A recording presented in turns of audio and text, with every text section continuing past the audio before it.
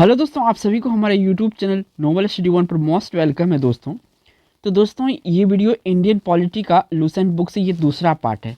लेकिन आज का वीडियो का खास बात ये है कि आज का वीडियो काफ़ी इंपॉर्टेंट इसीलिए आप लोगों के लिए दोस्तों, अगर इनमें हम बात करेंगे क्वेश्चन का, तो ऐसे क्वेश्चन इसमें होते हैं कि जो कि आपका कन्फ्यूजन बना रहता है कि इसका आंसर ये होगा कि ये होगा।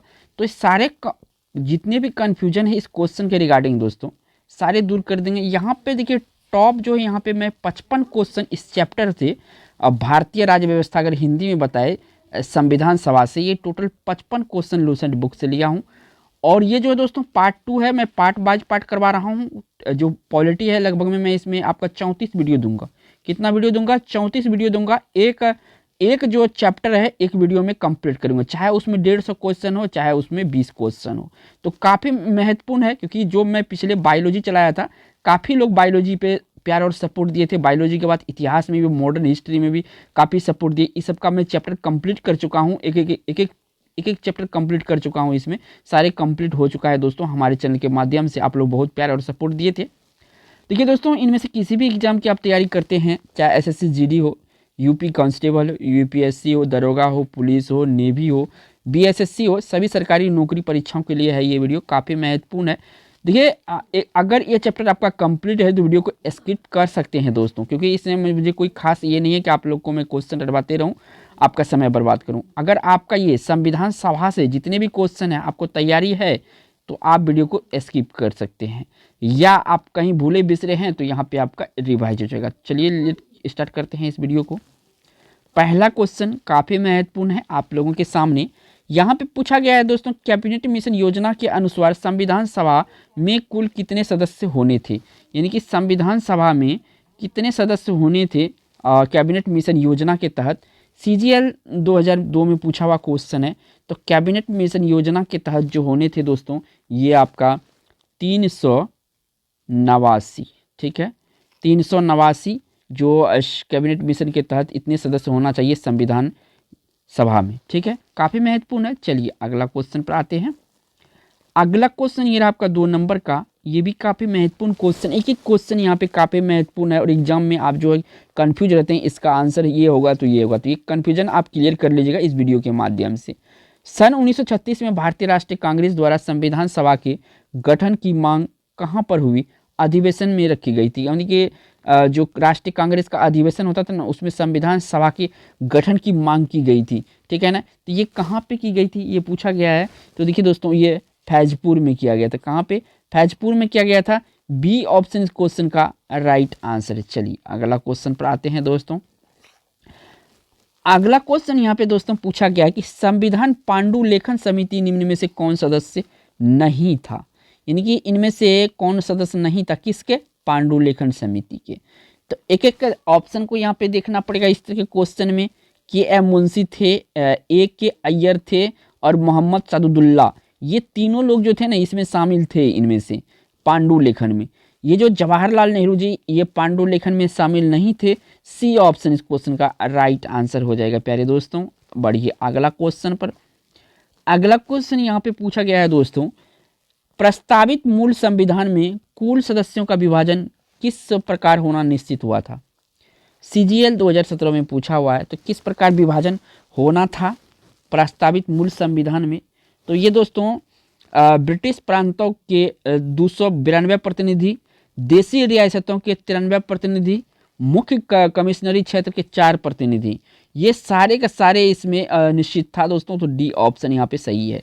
देखिए दोस्तों, अभी तक हमारे इस वीडियो को लाइक नहीं किए हैं तो एक लाइक तो बनता है दोस्तों, काफ़ी महत्वपूर्ण वीडियो है।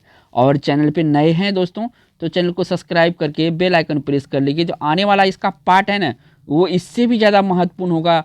आप उसको देखेंगे तो पता चल जाएगा क्वेश्चन का लेवल क्या है, ठीक है। चलिए अगला क्वेश्चन पर आते हैं। अगला क्वेश्चन यहाँ पे पूछा गया है दोस्तों 5 नंबर में कि भारतीय संविधान लागू हुआ था। तो भारतीय संविधान आज के दिन लागू हुआ था दोस्तों। आज मैं ये 26 जनवरी को ये वीडियो बना रहा हूँ, तो ये 26 जनवरी, तो देखिए 26 जनवरी 1950 को लागू हुआ था।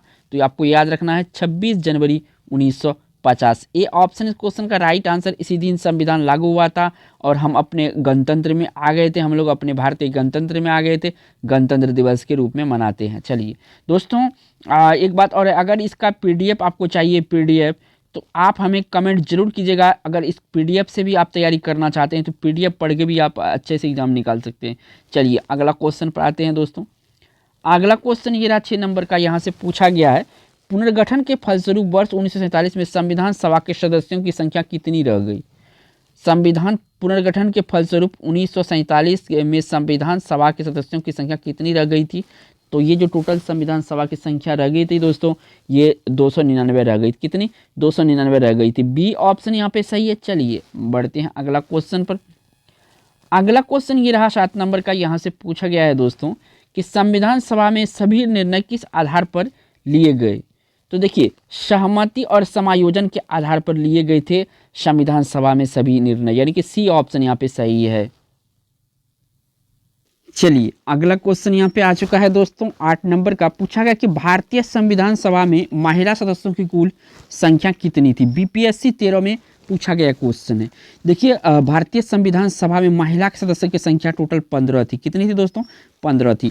तो ऑप्शन यहाँ पे कौन सा सही होगा? डी ऑप्शन यहाँ पे सही होगा। चलिए अगला क्वेश्चन पर चलते हैं। अगला क्वेश्चन ये रहा आपका 9 नंबर का, और यहाँ से दोस्तों पूछा गया है कि संविधान सभा के उद्घाटन अधिवेशन की अध्यक्षता किसने की थी? संविधान सभा के उद्घाटन अधिवेशन की अध्यक्षता किसने की थी? तो इसकी अध्यक्षता जो किया गया था दोस्तों, ये सच्चिदानंद सिन्हा के द्वारा, उद्घाटन अधिवेशन का, ठीक है, सच्चिदानंद सिन्हा के द्वारा किया गया था। ए ऑप्शन यहाँ पे सही होगा। चलिए प्यारे दोस्तों बढ़िए अगला क्वेश्चन पर। अगला क्वेश्चन ये रहा दोस्तों, यहाँ से पूछा गया है 10 नंबर में कि संविधान सभा के अस्थायी अध्यक्ष कौन थे? संविधान सभा के अस्थायी अध्यक्ष कौन थे दोस्तों? तो देखिए दोस्तों, अस्थायी जो इसके अध्यक्ष थे ये सच्चिदानंद सिन्हा जी थे। कौन थे? सच्चिदानंद सिन्हा जी थे, यानी कि इस क्वेश्चन का राइट आंसर यहाँ से बी ऑप्शन सही है। चलिए प्यारे दोस्तों बढ़िए अगला क्वेश्चन पर। काफ़ी महत्वपूर्ण क्वेश्चन है दोस्तों वीडियो में जरा से भी बोर नहीं होना, काफ़ी महत्वपूर्ण क्वेश्चन है। संविधान सभा के अस्थायी अध्यक्ष कौन थे? यहाँ पे पूछा है अस्थायी अध्यक्ष, ठीक है ना। तो ये डॉक्टर राजेंद्र प्रसाद संविधान सभा के अस्थायी अध्यक्ष थे। यहाँ से सी ऑप्शन सही है। चलिए प्यारे दोस्तों अगला क्वेश्चन पर देखिए। अगला क्वेश्चन यहाँ पे पूछा गया है दोस्तों 12 नंबर में, 11 दिसंबर 1946 को किस संविधान सभा का अस्थायी अध्यक्ष चुना गया था? तो फिर वही बात को यहाँ पे डेट डाल के पूछ दिया गया है दोस्तों। तो उस समय भी अस्थायी अध्यक्ष चुना गया था डॉक्टर राजेंद्र प्रसाद को। किसको चुना गया था?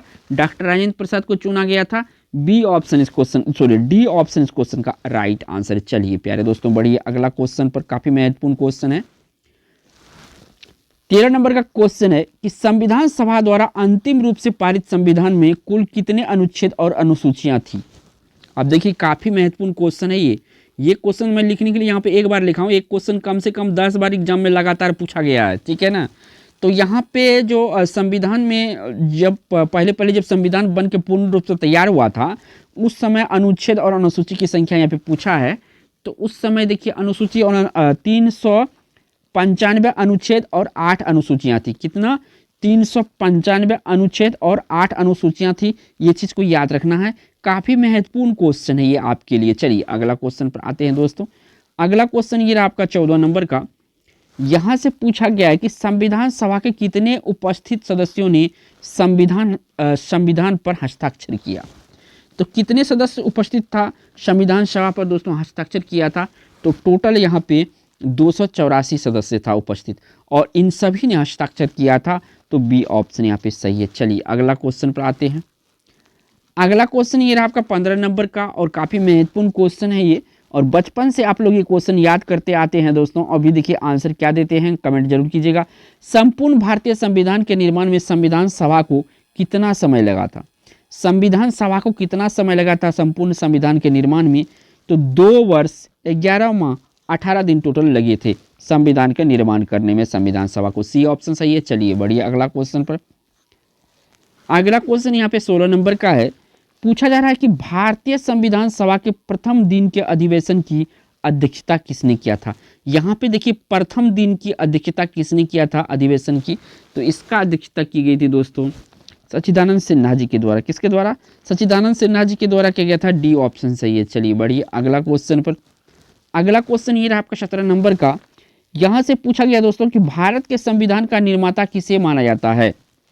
भारत का संविधान का निर्माता कहे दोस्तों, जन्मदाता कहे दोस्तों, भारत संविधान के पिता कहे दोस्तों, तो ये सारे कहे जाते हैं BR अम्बेडकर यानी डॉक्टर भीमराव अम्बेडकर जी को। ए ऑप्शन सही है। काफ़ी महत्वपूर्ण क्वेश्चन है, कभी कभी जैसे जितना मैं नाम बोला हूँ उसके नाम से भी पूछा जाता है। चलिए अगला क्वेश्चन पर आइए। अगला क्वेश्चन यहाँ पे 18 नंबर का है। पूछा जा रहा है कि पुनर्गठित संविधान सभा में विभिन्न प्रांतों के लिए कितने प्रतिनिधि थे? पुनर्गठित संविधान सभा में विभिन्न प्रांतों के लिए कितने प्रतिनिधि थे? तो इसमें जो टोटल प्रतिनिधि थे दोस्तों ये थे कितने? 229। कितने थे? 229 प्रतिनिधि थे, यानी कि बी ऑप्शन सही है। ठीक है 229। चलिए अगला क्वेश्चन पर आ जाइए। अगला क्वेश्चन ये रहा दोस्तों आपका 19 नंबर क्वेश्चन है कि संविधान सभा में किस प्रांत का प्रतिनिधित्व सबसे अधिक था?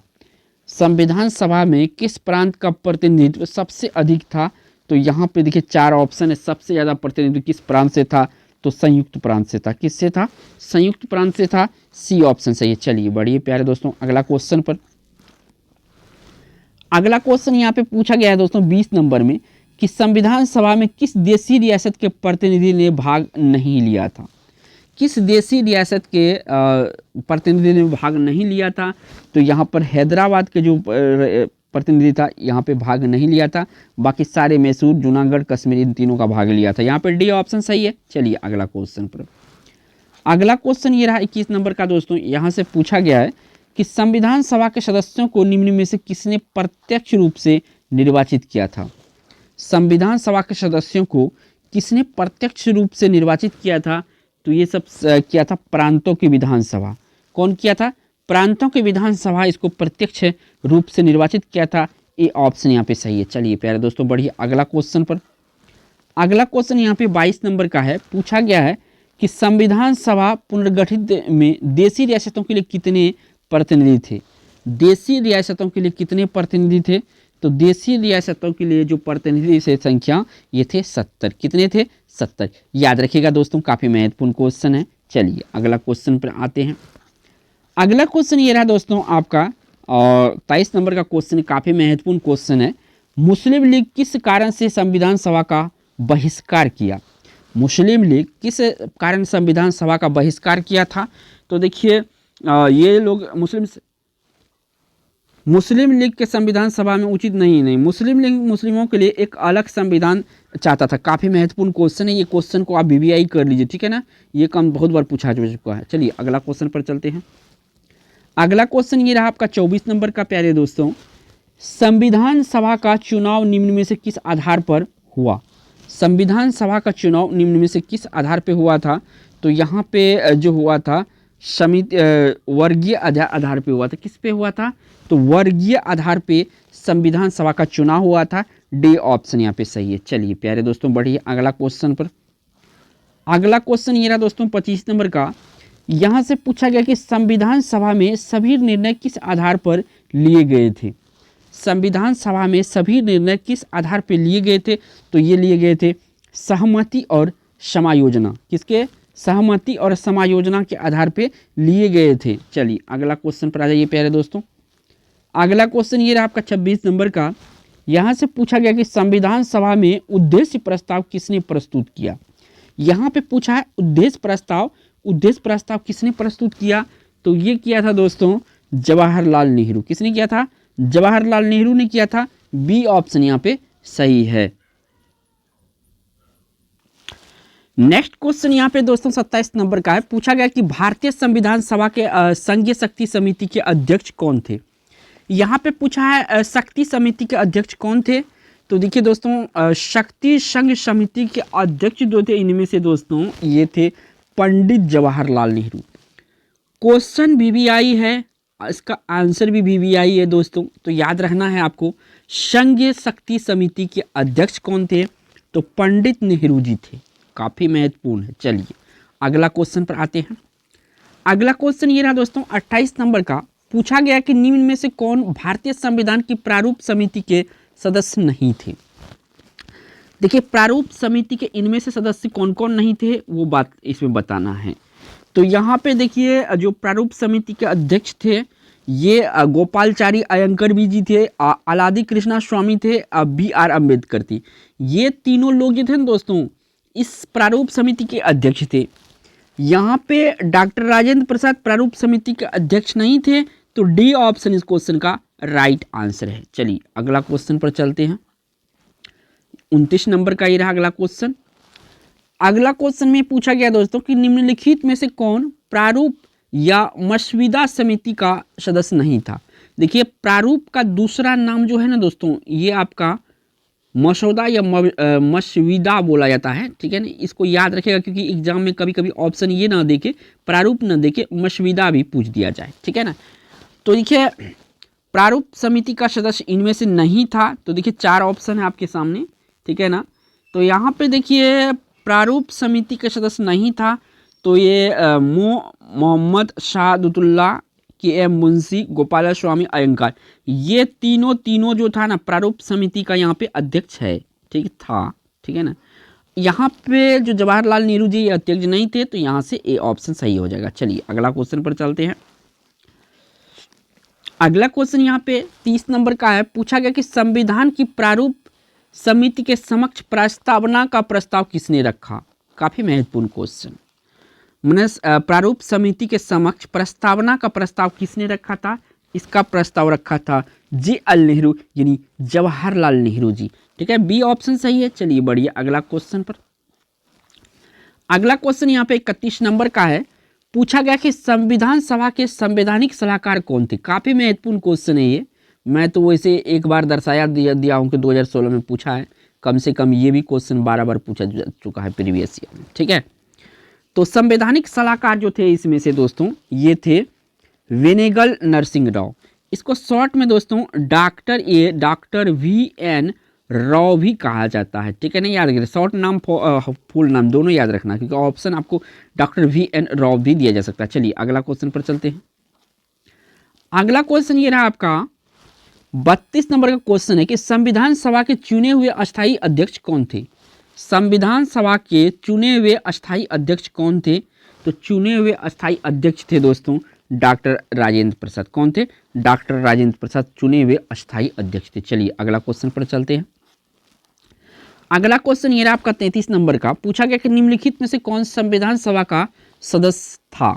इनमें से कौन संविधान सभा का सदस्य नहीं था। तो संविधान सभा का यहाँ पे TT कृष्णामाचारी क्या ये था। तो बिल्कुल था ये दोस्तों। KM मुंशी ये भी था संविधान सभा का सदस्य, और N गोपालस्वामी अयंगार ये भी था। यहाँ पे जो H बेग है दोस्तों ये नहीं था, तो ऑप्शन ए सही होगा। H बेग संविधान सभा का सदस्य नहीं था। चलिए अगला क्वेश्चन पर चलते हैं।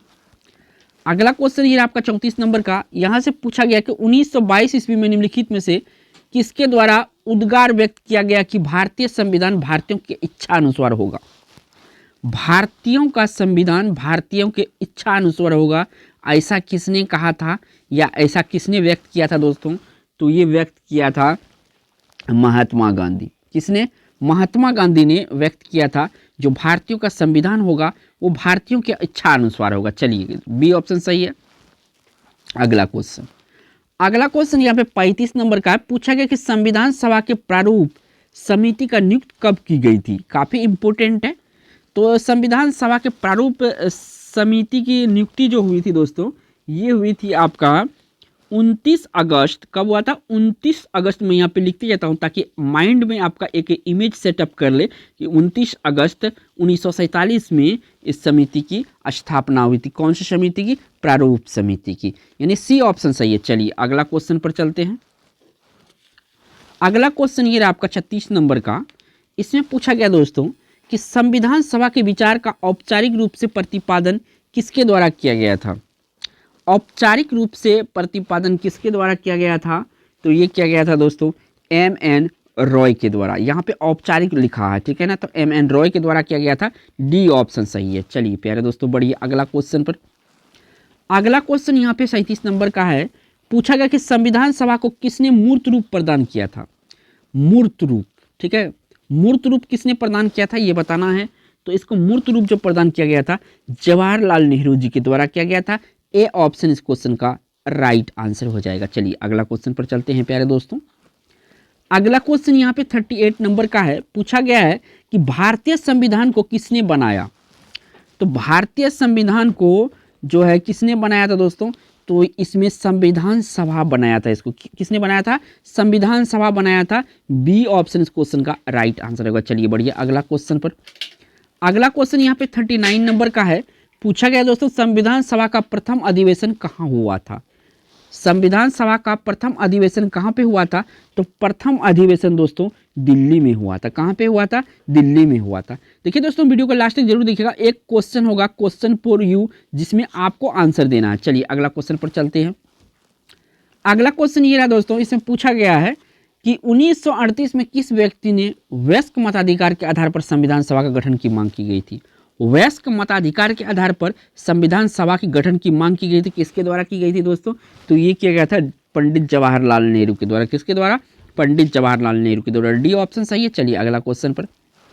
अगला क्वेश्चन ये रहा और यहाँ से पूछा गया दोस्तों कि संविधान सभा ने संविधान को अंतिम रूप से किस दिन पारित किया था। यहाँ पे अंतिम रूप से, तो अंतिम रूप से पारित किया दोस्तों 26 नवंबर 1949 को। कब, 26 नवंबर 1949 को संविधान सभा ने अंतिम रूप से संविधान को पारित किया था। ये ऑप्शन सही है। चलिए बढ़िए अगला क्वेश्चन पर, काफी महत्वपूर्ण क्वेश्चन था ये। चलिए 42 नंबर क्वेश्चन है। यहाँ से पूछा गया कि संविधान सभा अंतिम रूप से किस दिन आखिरी बार मिली। संविधान सभा अंतिम रूप से किस दिन आखिरी बार मिली थी दोस्तों, तो आखिरी बार मिली थी 24 जनवरी 1950 को। कब, 24 जनवरी 1950 को मिली थी। बी ऑप्शन यहाँ पे सही है। चलिए अगला क्वेश्चन पर आते हैं। अगला क्वेश्चन यहाँ पे पूछा गया है दोस्तों कि संविधान सभा ने गठन की मांग सर्वप्रथम 1895 में किसके द्वारा प्रस्तुत की गई थी। काफ़ी इंपॉर्टेंट क्वेश्चन है यहाँ पे, देखिए काफ़ी इंपॉर्टेंट क्वेश्चन है ये। तो 1800 यहाँ पे 95 में जो इसकी मांग किया गया था दोस्तों, बीजी तिलक यानी कि बाल गंगाधर तिलक जी के द्वारा ये इसकी मांग की गई थी। याद रखिएगा बाल गंगाधर तिलक जी की। बी ऑप्शन सही है, बीजी तिलक या बाल गंगाधर तिलक। चलिए अगला क्वेश्चन पर चलते हैं। अगला क्वेश्चन ये रहा दोस्तों, यहाँ से पूछा गया है 44 में कि भारत की संवैधानिक सभा गठित करने का आधार क्या था। भारत के संवैधानिक सभा गठित करने का आधार क्या था, तो ये आधार इसमें था दोस्तों, ये था आपका cabinet mission plan. Cabinet mission plan 1946 जो आया था, यही आधार था भारतीय संविधान गठित करने का। डी ऑप्शन सही है। चलिए अगला क्वेश्चन पर चलते हैं दोस्तों।